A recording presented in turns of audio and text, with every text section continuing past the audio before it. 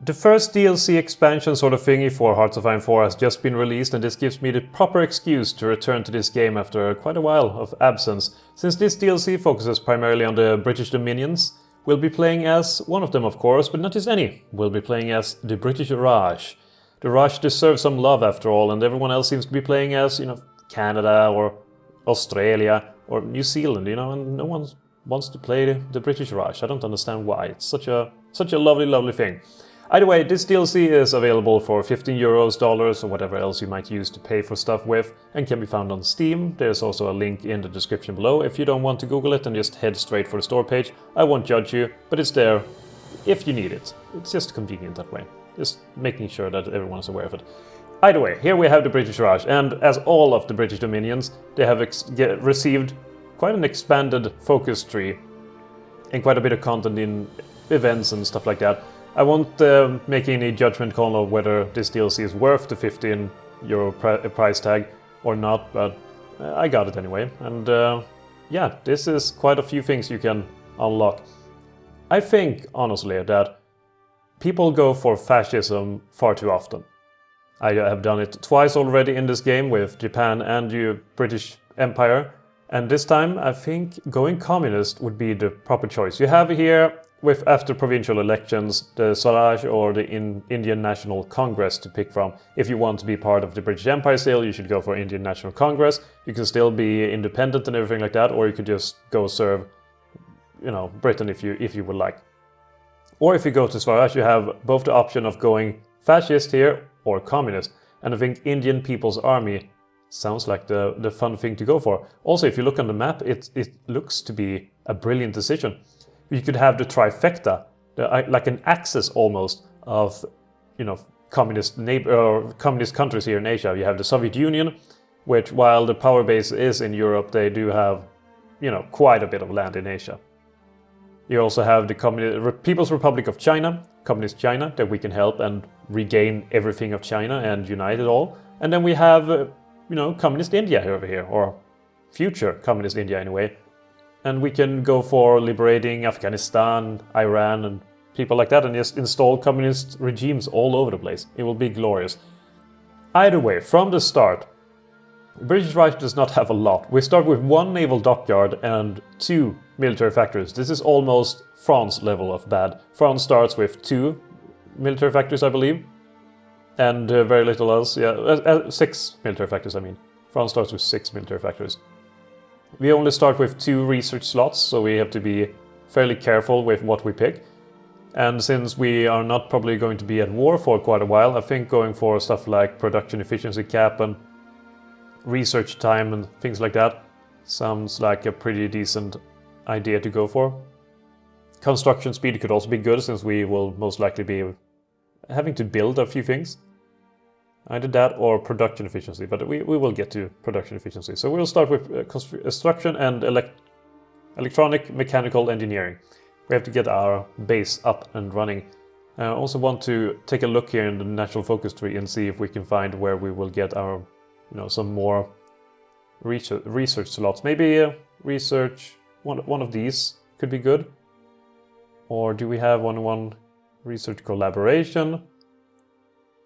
Oh, here's a research slot, Indian Defense Research, we can get to if we hurry. And here we have another one, Indian Institute of Science. So there's at least 2 more slots that we can unlock. So we should probably head for them pretty fast. We have Lessons of the Great War, which will give us land doctrine, and then we can go for Indianization of Army. Or we can head for... If we take this one and then these 2... Oh, we also need a modernizing army. Okay, so it will take a while to get to the Indian Defense Research, so maybe never mind that one. Indian Institute of Science will need both of these, which in turn needs to have industrial expansion. So if we go for this one, then this one, take these 2 and go for Indian Institute of Science. That could be pretty fast. In order to go for the provincial elections, which will make us go communist, we need to have at least 10% world tension, and then it won't happen for at least a little bit. So I think we could be able to do this. What's this over here? One thing I don't understand is, if you look here, for example, Swaraj, you see that add 100, and it looks like there's... Either my site is really bad, or it's just add 100 women with orange dresses. I'm assuming that's what it is. I'm thinking this has something to do with this autonomy level. I just don't know what it's supposed to represent, and nothing tells me what it is, what it actually means. So I'm just gonna go for orange women. Orange dressed women, there we go. I think then, yeah, Great Indian Peninsula Railway. We could also do with some infrastructure advancements, and we have quite a bit of infrastructure works here that we can fund. Not a lot that gives military factories though, and going for this one will lose women, and we don't want that, we need more women. Clamp down on corruption would be amazing, getting rid of the risk of famine. I don't know what the risk of famine can do, but famine doesn't sound very fun. So honestly, I would like to remove the possibility as soon as possible. We start with a fair amount of civilian factories. We just need a few more of them. So we will build military factories wherever we can, at least order some. Actually, not there. Over here. We don't have too many slots either of things we can build, which is unfortunate.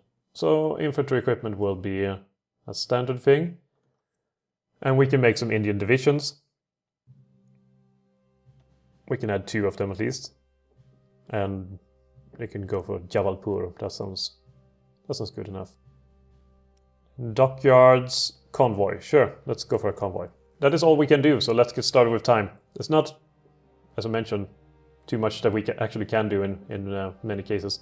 So we will have to speed up time and head through quite a bit of it in order to reach anything of substance, I guess. British Raj, I mean, these countries are interesting to play with, but be aware that in the beginning there will be quite a bit of waiting and modernization. Plus, I don't think we will be able to stand up to Japan for ages and ages. Luckily, we will be able to, you know, get Soviet Union to help us, and we will be able to align ourselves with People's Republic of China, assuming they don't join in with the rest of the China for the United Chinese Front or whatever. Because then we will have to defeat them too. But also then we can add them as a puppet. And that could all work out in the end. As most things tend to be. I can just right now imagine India dominating all of this. All of this is our territory. Maybe parts of this too. Sure, let's take all of Africa too.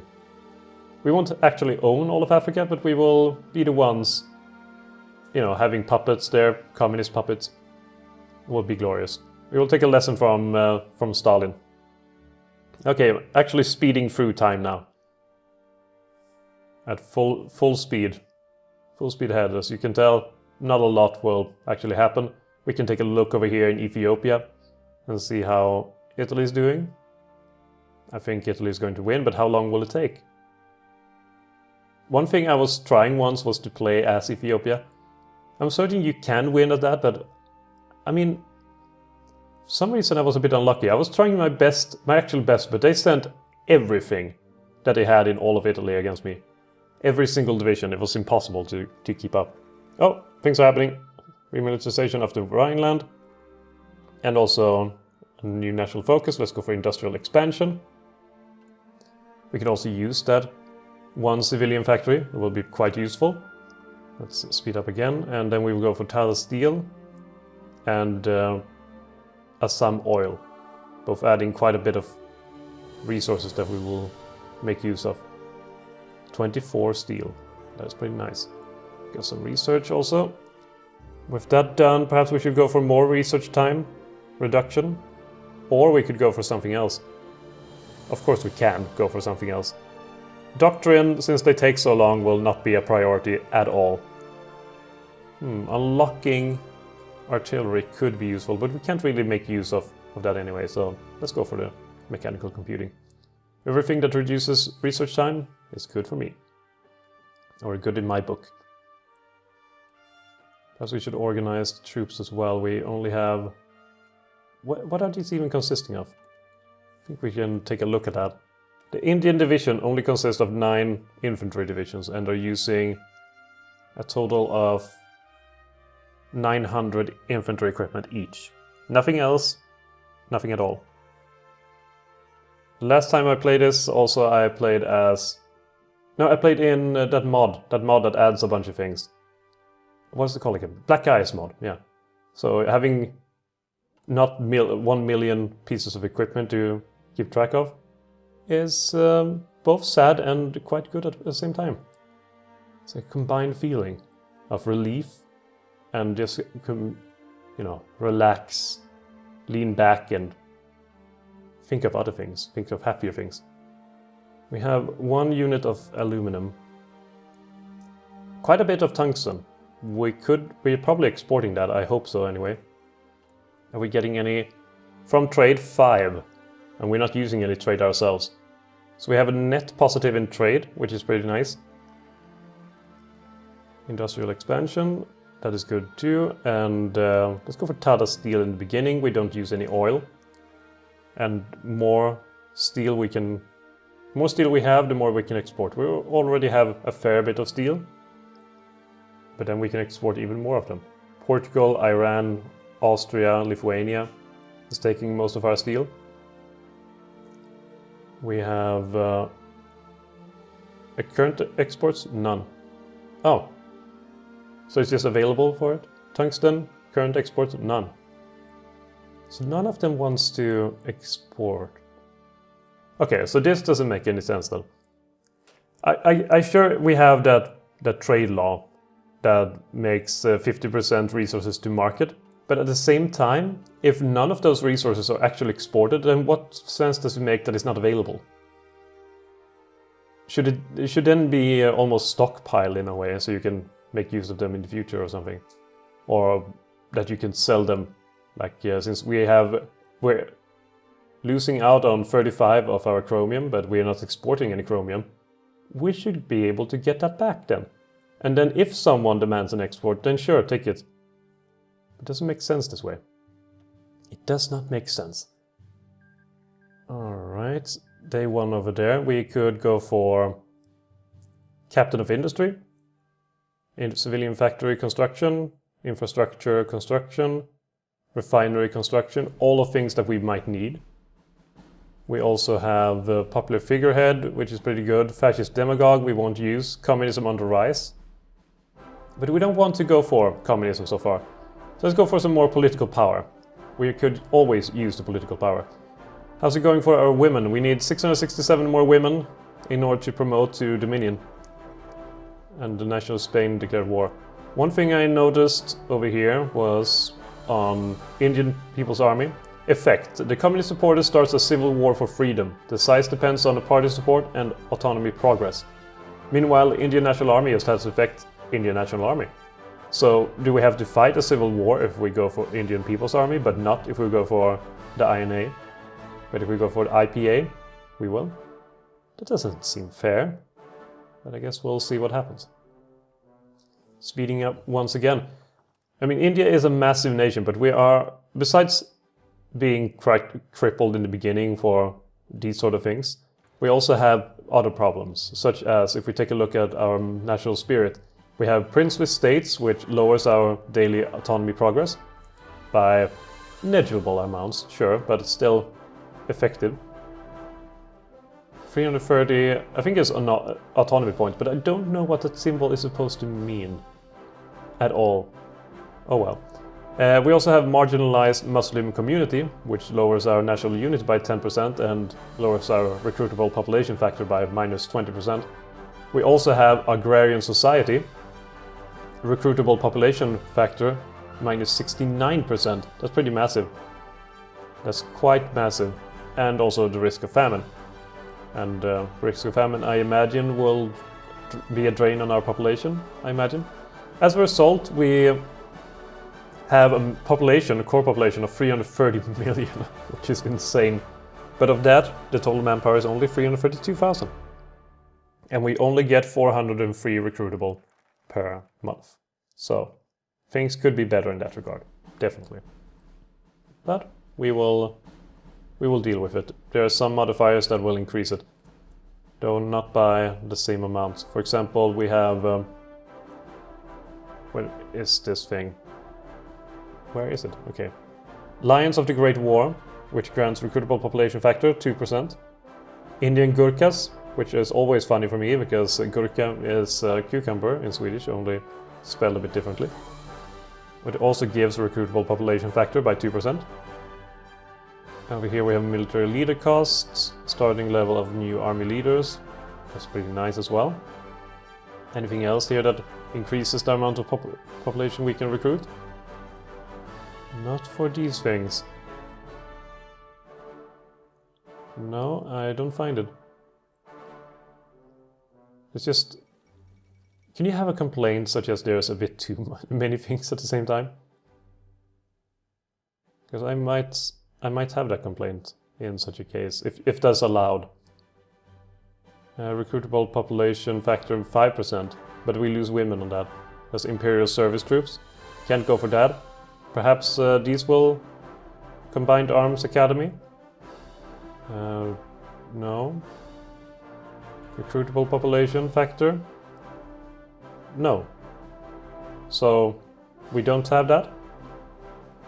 Recruitable population factor 10%. Ah, modify marginalized Muslim community. But that requires Cripps mission, which is over here. So, most of them seems to be on this area. So hopefully there's something more interesting on this side that increases recruitable population. We'll just have to wait and see. The largest world tension has been generated so far by the German Reich, 1.5%, which is nothing. It's already been lowered. We have almost blazed through 1936 already in record amount of time. So we will blaze through the last few months remaining. We are in mid-September, heading for October. Oh, there's civil strife here. What is going on? Who is occupying this territory? State owner China. China controls this territory, but it's still a different color. Why is it a different color? I don't know. It just looks like a civil strife. I don't know what it's supposed to mean. We can modify our government again if we want to. And I'm pretty sure I would like to, depending on what we can do here. Mohan Singh, division attack. Pretty nice. Recruitable population, disarm nation. No, that would make things worse. Alright, we have our Indian Institute of Science that we will, institute. Political advisor, we can go for Captain of Industry. And then we will finish off by having the Communist Revolutionary, Karam Singh Man. Karam Singh Man. I don't know if Singh is a very common Indian name. But like Singh and Khan, I've seen before. Like, look here, Arjan Singh, and then Meher Singh. And then we had Mohan Singh. So I'm assuming it's a popular name. Just based on that alone. Concentrated industry or dispersed industry? Concentrated. We don't have too much industry that we can play around with, at least not yet. So we need to make use of it. And now we are entering November. But soon excited enough for the Indian Institute of Science. Where to go after Indian Institute of Science? That is the question. Don't need a navy at the moment. Most of it will be available through land. Unless we want to go for Japan, then having the navy could be useful. East India Railways would lead to, well, things with Britain. It seems like, oh yeah, clamp down on corruption. Definitely gonna clamp down on corruption as soon as possible. This one is out of our reach right now. Resource gain doesn't do much for us. So we could go for Vickers, MG and Stokes mortar. Just try to prepare our army. Bits by bit. Maybe send some of them up north. We don't need to protect the south. Plus I don't think that, for example, Pondicherry and Goa over here will be too big of problems. I don't even think that Ceylon will be a problem. Even if one day we leave the British Empire. And we will leave the British Empire. Mark my words on that. We're still short on 4.9 thousand guns. And maybe it was a bit too much to demand 2 of them. Oh, and now we have more research available, and let's go for that immediately. We could go for motorized, we can go for support, armor. Let's unlock the artillery for now. Oh, nice. Oh, nuclear research time. Nuclear scientist. And the smiling Buddha. That's amazing. I want the smiling Buddha. But not now. We need to get to... No, not this. Not this. Not this. Over here. We need to get to clamp down on corruption. Definitely. Definitely will go for clamp down on corruption. Because I still don't know what the risk of famine is, but I don't want to find out. It doesn't sound like the kind of thing you want to find out. So, yeah. Let's try to avoid to do so. And a new year. And I think, having spent almost a year in the game now, that we will take a little cut there, because we are now running at about 23 minutes or so of the episode. So this will have been the start of what hopefully will be a quite interesting campaign from a different perspective. Not even playing in Europe, we're playing as India, and trying to make India a great and relevant regional and world power. I hope you've enjoyed the start of this playthrough, and if you did, then feel free to leave a like or a comment, and we'll see each other next episode.